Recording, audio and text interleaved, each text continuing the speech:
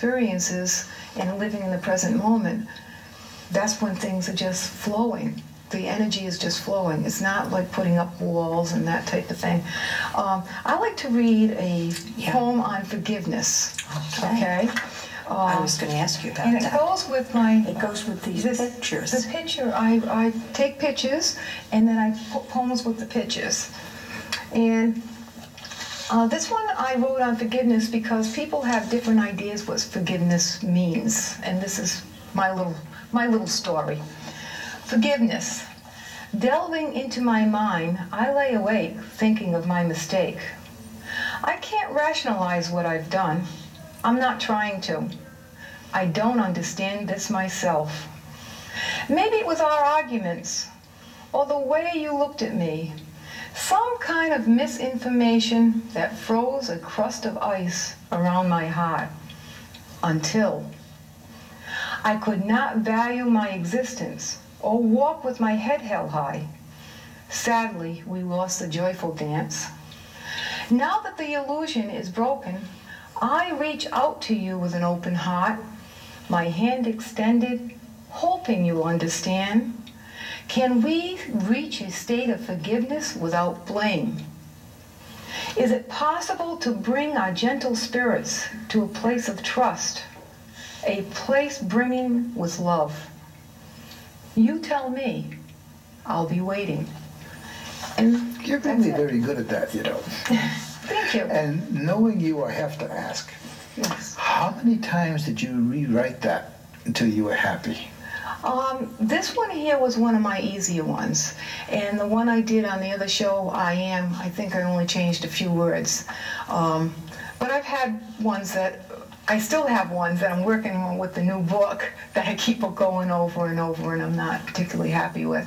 But I'll have an idea and I may just do a paragraph and just leave it and then go back to it and meditate on it. And well, that was the next question. How long did it take on some of them? Yeah, on some of them I've had where you can't give up on this wonderful paragraph, but you can't find the rest of it, you know, to go with it, you know, this type of thing.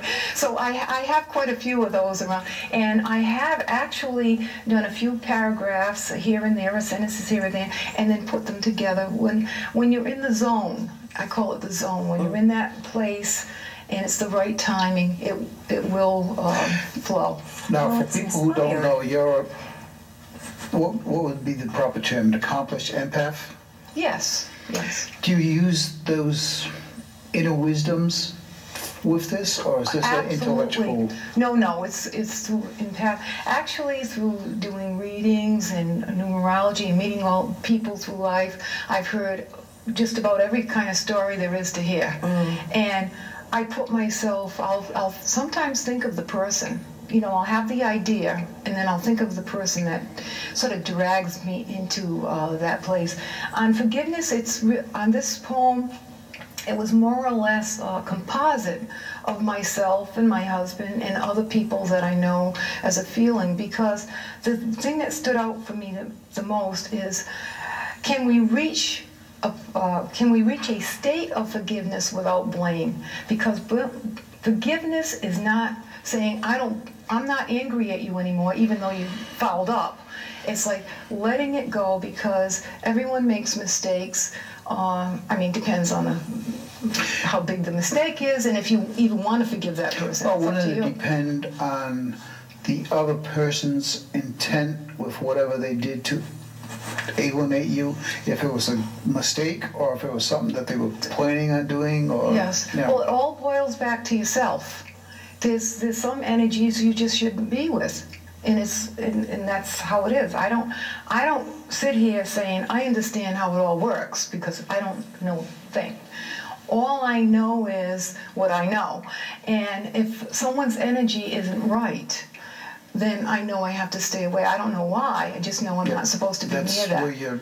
But the forgiveness thing that I'm talking about here is where you're both in the same place and the timing is right, and it's like not to go back and say he said, she said, and you just move on. Of course, if the mistake is over and over and the same thing happening, well then that's doesn't work, because that's not anything to do with forgiveness. That's being taken advantage of. This is more personal relationships, I guess, than... Oh yes, it's personal, but aren't we all, I mean, that's where forgiveness comes in. It's all personal relationships, you know, that's how it works. And I want to give you a compliment because you have such a wonderful garden, and he calls me every spring, summer type of time. And the pictures that I have here, this one here was taken on Ridge Road. It was an old barn that was pulled down. It was in the fall that I took that one. Smithfield? In Smithfield. And this one here is Bleeding Heart. Is that the correct name of the flower? He knows all the names of the flowers. I just take the pictures. He'll call me and he'll say, why don't you come over? And I really like that one. I did some... Oh, that's from my end? Yes. It had like all vines hanging all through it. So you had all the vines, but I want it to be outstanding, so I took the vine part of it away, because you had plants in the back. And then I put a little saying with them.